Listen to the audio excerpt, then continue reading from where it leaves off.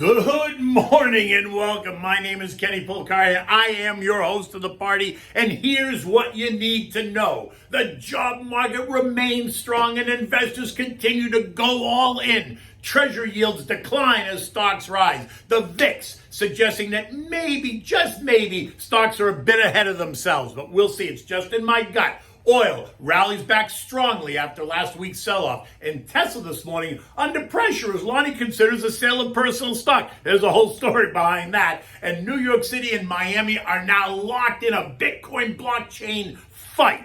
And now what do we have for dessert? We're going to try the pumpkin cream pie for dessert. It's easy to make, simple, but yet delicious. Okay, look, U.S. labor market showed strong improvement in October, right? The non-farm payroll report showing an increase of 531,000 new jobs, better than expected, while both the dismal September reports and the August reports were revised upwards as well. Service parts of the economy making the biggest gains. Restaurants, hotels, leisure, consulting firms all seeing great gains. Manufacturing also doing well. Unemployment falling to 4.6%, while average hourly earnings month over month and year over year came as expected. Employers are eager to hire, wages are up, and the worker is the beneficiary, no matter that inflation and the cost of living has skyrocketed as well. Apparently, no one in the administration is paying any attention to rising prices. Investors loved it, taking stocks higher and higher. They're taking bonds higher, sending yields lower. This is a report showed us that the economy has successfully rebounded from the summer wave of the Delta variant, right? And that investors are not yet super concerned about inflation, which is a whole nother conversation, but we'll get to that. By the end of the day, the Dow rose 204 points, or 0.6%. The S&P up 18 points. The Nasdaq up 32 points. The Russell up 35 points, or 1.4%, while the transports added 111 points, or 0.6%. The 10-year Treasury ended the day yielding 1.48%, down from what was 1.64% only days ago. Pre the Fed meeting where we learned that the Fed is about to launch their tapering program, taking nearly $15 billion out of the mix starting next week, continuing every month until they succeed in taking it all away. That end date is expected in June of 2022. What is important here, I think, though, is that Jay Powell continues to control the narrative by saying that no one needs to worry about interest rate increases, that tapering does not equal an automatic hike in rates once completed. And investors appear to be taking him at his word and taking stocks higher and higher, to which I'd say, caveat emptor, or buyer beware.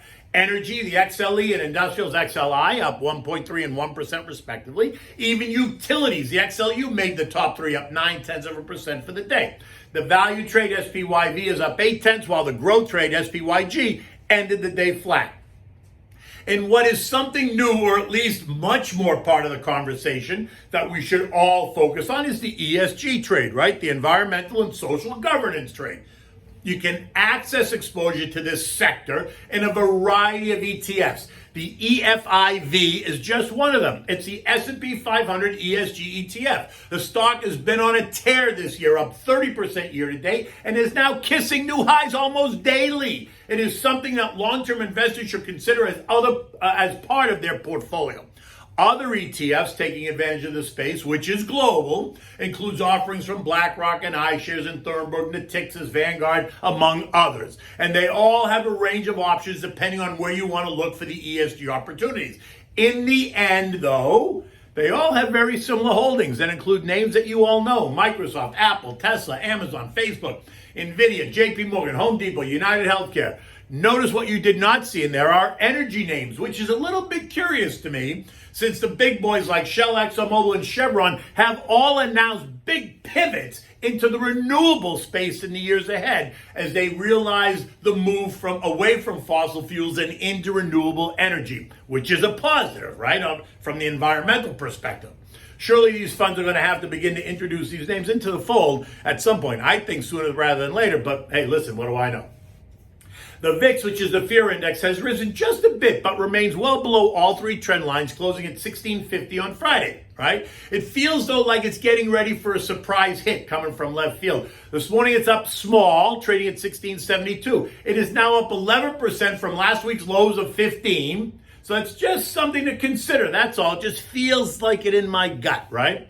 Oil, which I pointed out on Friday, had gotten slammed last week, down nearly 6%, falling to a low of 78.80 a barrel, as industry reports pointed to rising supplies in the U.S. and talk of Joey tapping the Strategic Petroleum Reserve, putting pressure on prices, which I think is baloney.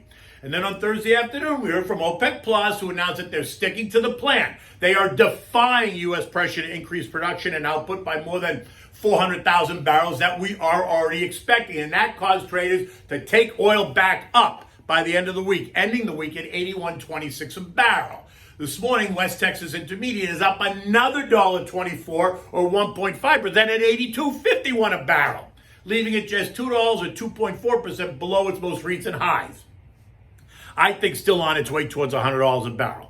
U.S. futures this morning are up again, though there's no economic data due out today, but we do have a full range of data points later in the week, right? Producer price index is due out tomorrow, consumer price index, wholesale inventories, mortgage foreclosures, also all due out on Wednesday, while the JOLTS report, which is a job openings labor turnover survey, is due out on Friday.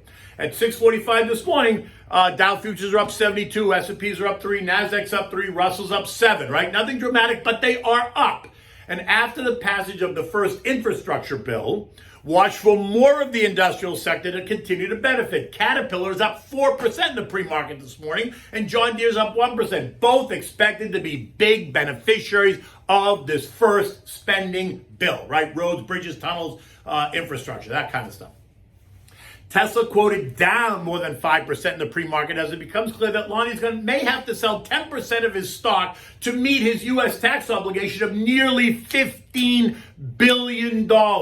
This after he asked the Twitter sphere what he should do, and that sent elected officials into a tizzy, as you can imagine, asking Twitter users how to manage a multi-billion-dollar portfolio to meet your tax obligation. And while this is a Tesla-specific issue, weakness in Tesla could have an impact on the indexes, unless, of course, investors celebrate the move and reward Lonnie by being net buyers of the stock after this initial sell pressure subsides, which I think is baloney, right? European markets are a bit muted this morning. There's no economic data due out across the region. So much of the action is being driven by China data that showed exports surged by 27%, well ahead of the expected 24.5%. At 6:45 this morning, European markets were all down between less than 0.5% to 0.25%. Nothing dramatic at all. And now Bitcoin has gotten a bit of a boost after New York City newly elected mayor Eric Adams reveals that he is set to make New York City the blockchain Bitcoin capital of the United States, challenging Miami's mayor Frankie Suarez in a New York City versus Miami challenge. As of 7 a.m. this morning, Bitcoin's trading at 65,000, up 5%, while Ethereum's trading at 4,700, or up 2.1%. The S&P ended the day at 46.97 after piercing 4,700 at 9:32 on Friday morning, trading as high as 47.18 before backing off to end the day up 17 points, leaving it up 25% year to date. The move today is going to be driven by the passage of the first infrastructure bill late Friday evening and the talk of passing the next human infrastructure bill by Thanksgiving. Expect continued pushback from Senators Manchin and Sinema, unless, of course, Chucky can make them big promises. So the question is, will they cave or will they hold the line on this out-of-control spending package that, by the way, is estimated to cost more than $4 trillion, according to a Wharton School of Business analysis.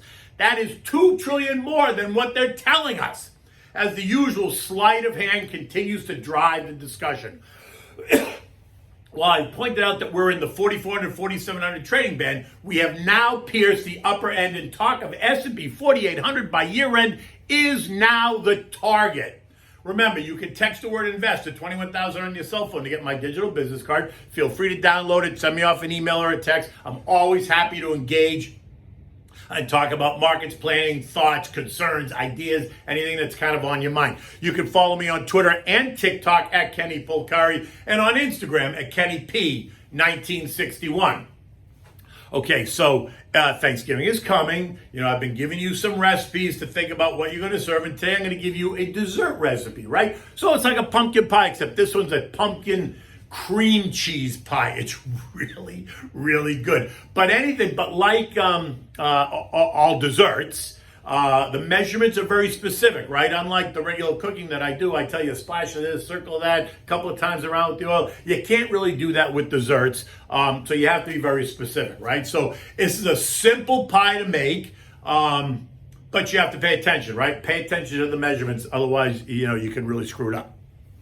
So here's what you need, right? First, you should preheat your oven to 350 degrees, get it all ready for when you make this pie. Now, you can make your own pie shell if you want, or you can just go out to the grocery store and buy a Pillsbury pie crust at your local grocer, right? It's easy, it's simple, just do that, it's not a big deal. You place a pie crust in this 9-inch pie plate, carefully mold it to fit the plate, don't rip it, be careful. Now, for the cream cheese part of this, you're gonna need 8 ounces of Philly cream cheese, a 1/4 cup of sugar, a 1/2 teaspoon of vanilla, and 1 egg. In a blender, combine all the ingredients, mix them really well, and then just pour it into the uncooked pie shell. That's the bottom layer.